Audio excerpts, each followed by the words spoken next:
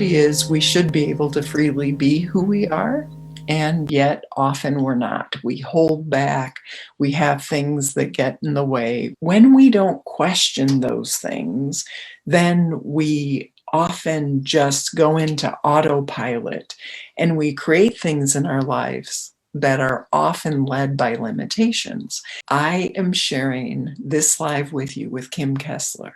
Kim is my editor for the book that I'm writing. So with that, I'm so excited and grateful to share this experience with you. Kim Kessler, take it. Thank you, Rita. So yeah, this idea of becoming who you already are. The hero's journey is about really learning to serve others and to be less selfish. But we find that there's a lot of us who have always served, right? We've always given, we've always sort of fit ourselves into the boxes of the world around us so that we can be loved, accepted, good job, at a girl, right? All of those things, and to keep the peace and to keep harmony and all of those things. It's it's beautiful to live that way, and yet there's a cost. So here's what happens, and this is just about your innermost being, right? The person you were created to be. So you have a woman and she is living in a dependent world. That means she's dependent on the people around her and the people around her are dependent on her as well. And so we've created this harmony of sorts, right? It can't be true harmony because she's not being considered in the equation. So when she's in this world, right, the people around her, they're actively blocking her individual growth. They're trying to keep her from changing. And they're not doing it necessarily to be evil, right? They're doing it because change is scary. And they feel safe knowing that she's safe because sometimes when you shine really bright, it attracts a lot of attention. And that could be really negative for her, maybe in this culture and in this world. And so maybe her parents or whoever are saying, you know what, it's safer if you just play by the rules. But that's not who she's meant to be. She's learned to play small to keep the peace. That's how she's going to stay safe and she's going to keep the people around her safe. And so that's what she's doing. But the thing is she has a fire inside of her that is not being acknowledged. She's not acknowledging it to herself, and the people around her are not acknowledging it. And if they are, it's mostly to tell her to shh, like you need to stop, right? And again, think about your own life, and have you, received these sort of these things, these exert, so that the world around you is exerting control over your thoughts and your values. It's like an invisible fence that's keeping you pent up, right? And so have you heard messages of that you're unworthy or unlovable if you act a certain way? Maybe there's threats of abandonment or rejection if you don't play by the rules. Sometimes there could be physical abuse or emotional abuse, neglect. Maybe you get the silent treatment or passive aggressiveness, gaslighting, and manipulation. These are all telltale signs of this dependent world. And within that, I just want to share within my own experience where I too experienced the disempowerment and giving my power away. In my childhood, it looked like, don't make dad angry, right? Walk on those eggshells and try and guess what's going to make him angry. But at the end of the day, he was going to get angry no matter what. It was just a matter of when. Yes, Kind of like awareness. yeah. Awareness first, right? But it takes courage, right? It takes courage to even allow yourself to explore something, right? Um, and so she needs to be able to get to a point where she can shine freely and she can say, this is who I am, this is who I have always been, this is me, and it's beautiful, and it's worthy of love, and it's useful and helpful to the world around me. Like, I understand how important my light is, and so I'm going to walk proudly and start shining all over the place. And when you say that it's too bright, it's too hot, it's can you just tone it down, or that's not safe, someone's going to see, I can say, no, it's unsafe for me to not be this way. That's damaging and it's hurtful. This is just about your innermost being, right? The person you were created to be. So the first thing, and Rita talked about this, is getting aware, right? Getting aware of that this is the world that we might be living in. It's something that sometimes you just can't even see. You're so used to it. It's your normal. It's the way it's always been. And so for anyone to suggest otherwise, you become the dependent world for yourself and you shut them down. The reason why it's so important to become aware so that you can have the option to make new choices is because it's costing you something so great. There's a price to conforming to your dependent world. Your true self is lying dormant, right? It's asleep. So I love this moment when the our heroine, right? She decides enough's enough. No more. And I'm going to give up what kept me stuck. The thing that I've been like holding on to that's been holding me hostage and keeping me bound, I'm releasing it. And realizing that she had a choice all along, right, to do that.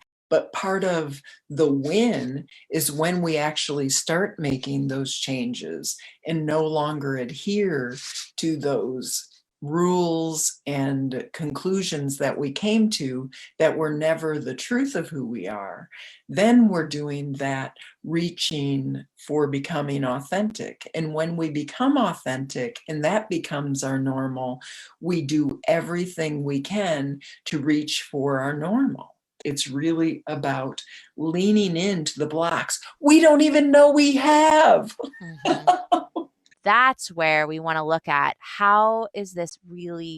what's this look like in your life? And so, for yourself, what is your story? And feel free, if you're inspired, to share in the comments because we want to hear your stories. Or you can keep them to yourself if you'd rather. But name a time where you were caught shining, being yourself, and then you were shamed. I know for me, it's been things related to wanting to talk about the past, or have a memory of something and bring something up and talk about it. And, often maybe like in a family, those types of things are painful for the person that you're trying to talk about them with. And so they ask you to just not. I don't want to talk about this, or you always want to talk about the past, whatever. And you're like, not really, but like, if they're the only people that know, that's kind of like the only way you can really have that exchange. So That is brilliant. And thank you for bringing that up because it's a very common experience. We can't have peace in our life today if we don't have peace in our past. So when you're referring to, and I've certainly had this experience again and again with family of origin, that when you want to bring up and share things, if they haven't made peace with their past, they sure as heck can't receive yours because they often want the past to go away and put their blinders on, or they want to rewrite it. No, no, no. Ours was white picket fence. I never acted in that way. I'm ashamed. So they want to rewrite history and they want to clean the slate. And again, we can't have peace in our past just by pretending it didn't happen. As I work with clients and even in Journey to Your Center, one of the things that we deal with on the regular is those charged emotions, because just knowing better doesn't mean we do better. We need to meet those unresolved emotions, and it's a part of when people experience trauma, PTSD, any of that. You need to meet those pain points so they can be met, be released, so you can keep the lesson and let go of the pain and struggle. So that's why we go into the secret world. So this becomes a safe place where she can practice releasing codependency. She can practice speaking up she can practice, shining and stretching and doing things without the, the condescending eye or the, wagging finger at her. Absolutely. So we need to be able to shine bright and do this amazing thing and, be who we already are. But it is uncomfortable and it is scary because we've been taught, right? And we've been taught that that's the truth of us, even though it's not the truth of us. We need some time and space, right? We need to give ourselves time and space to explore who we already are. And so, a safe container, right? Where we can name the truth, right? Where we can allow ourselves to heal from past hurts, for us to explore our true potential so that we can transform, not even transform from into something else, but transform again into who we already are, to let the layers of the things that have been put on us to come away so that we can step out in the fullness of who we already are and what we already carry. But so change doesn't happen like that, right? Nah, we're good. And so that's why we need kind of like a runway, right? We need to create a a safe container for us to explore and to try some things on, to play dress up with, like, I don't know, I don't even know who I am. Maybe I'm this, maybe I'm that. I'm not sure. It's not like if you've been taught your whole life that to not be all of these things and to just be this safe way that's quiet and meek and serving and all of that stuff, that you might not even know what the light is, what color it is, how hot what it's supposed to do, what shape it takes. You might have no clue. Where maybe someone else knows what they're supposed to do and they're actively feeling the oppression. Someone else might think, well, this is just the way it is, right? They don't even know to reach for something else. And so, what can that look like, right? What does the secret, safe place look like for where we can practice, right? It can look like self care. It can look like journaling. It can look like taking time alone, or time with friends, especially friends that encourage you and speak life and light to you. It can be, picking a hobby, something that you've just always wanted to do, and maybe it's crazy. It can be traveling. It can be, doing a new experience, go on a roller coaster for all I care. Like, just do something, right? Do something that puts you outside of your normal and allows you to see possibility, to see yourself in a new way. That's actually the real way, the old way, the way that you've always been. But she's just been sleeping, right? She's just been dormant. We need to make sure that we don't fall into we shouldn't have other people in our lives who throw up the triggers for us, right? I refer to them as reverse role models, and they have been some of my greatest teachers, sharing with me and inviting me unknowingly to step up and to say, I don't have to fall into hatred of myself or feeling like I'm not enough or I'm too much because you're uncomfortable with it. It's about us stepping into empowerment of self, not power over others, but empowerment of self, so that we can say, yeah, you do you. You're uncomfortable with this expression of life. That's your deal, not mine. And I get to be the light, the love, the truth that I am. And if it's a form that makes you uncomfortable, my gift to you, because you're being shown, if you're triggered, you're being shown what's up for you to heal. And so someone in the comments had shared, I just realized I shamed myself. Interesting, to avoid any judgment before it happened by someone else to me. Amazing awareness. That's like mind blown, right? Like recognizing, I'm going to shame myself before you shame me, like quick to the draw. Right? That's much safer, right? Right. And And a lot of times, the way that works is when we're codependent, we're leaning on each other. If somebody starts to change and they stand up straight, the other person's going to do a face plant. And so they're going to perhaps roar, make Mhm. you wrong, get back here. This is what we do. This is the way. You need to stay in this relationship. Otherwise, I'm going to abandon and reject you. And yet, when you don't do the independent thing and learn to stand on your own in empowerment of self, you're abandoning and rejecting yourself. I think sometimes when you're the you know, when you feel like you're the helper in the relationship, you don't realize how codependent I am on other people. Was, right? Like, but that idea of codependency that we're leaning on each other and how, and again, so this is what's so interesting is the complexity and nuance of we do need friends. We do need to be able to, I'm making weird little people that are holding hands now. Okay. So we do need to be able to link arms with people and encourage one another. But the difference between standing up side by side and like being like, oh, you're starting to tip. Are you good? You good? Okay, I'm good. Like rather than leaning on each other and never really being able to get your stride going, right? You can't if we got our heads together, we can't really like run, right? We can't dance, we can't leap, we can't stretch and jump. We need to be wholly independent on our own and yet within arm's length of one another so that if someone starts to fall, we can still be there to help them. So just the difference and the nuance of that, because I think in my past I've gotten it all messed up where it's been like, no, but that's what love looks like. Love stays. Love is committed. Love is going to never run away. You know, like it's this thing where it's like because I'll die if I don't, right? Like they'll die if I'm not here, right? That feeling.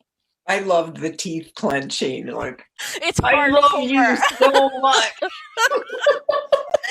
Oh, my family can attest. It feels like that sometimes. Right. And the beautiful thing about this conversation is you get to recognize how you're encouraging codependency Yeah. upon others that isn't healthy. And what is so powerful is that while it's uncomfortable going through this transformation to become who you already are, right? It does make people face plant. You might face plant a couple times, they're going to face plant a couple times. Like there might be some wounds that are going to happen, right? But but the healing that happens is so powerful, not just for you, right? It does happen for you, but it's going to happen for others as well. You become contrast for them, right? They get to start to learn and question things and they get to look around and it becomes an example of what it looks like to to shine. These are decisions that you get to make for yourself. Mhm. Like, who are you in relationship to this codependent relationship? You know, who are you? What choices are you going to make in awareness that it's unhealthy? And you may continue to practice it, but in awareness, what is a new possibility? Just start with awareness. You don't even have to change anything. Mhm. But Yeah. what would it look like to step into your light? It might feel like you're rebelling, and that's okay. It's okay. It's, where a lot of us were taught, no, no, no, don't be rebellious. But if the thing that you're rebelling against is harmful, then it's your duty and your right and your contribution to do the thing that you've been taught not to do, right? And again, you get to experience such freedom and self-love, and you teach others that freedom and self-love, and that is such a beautiful, diverse, wonderful world to live in. You don't have to learn how to shine all on your own, right? It is okay to reach out for help, to find people to practice doing this work with because it's so foreign and so difficult. So, anyway, I was just thinking, oh, that's so important and I don't want people we don't need one more thing to be ashamed of, right? So the fact that like I can't do this, like it's hard and I'm scared and it's lonely and terrifying and all of these things. It's like, oh yeah, don't do it alone. Don't do it alone. And don't feel like if it's hard that you're doing it wrong or that you have to give up or anything. So anyway, just it's okay to ask for help to learn how to become who you already are. The community journey to your center is actually the community that I always wanted as I was digging into some of the nitty gritty core issues that I was facing. And even today, in my exploration of leaning into hard things, I still love this community to be able to be present and to share. But find your place, whatever that looks like for you. Doing your work to shine your light is your gift to the world. Don't hold back. You deserve more love, not less.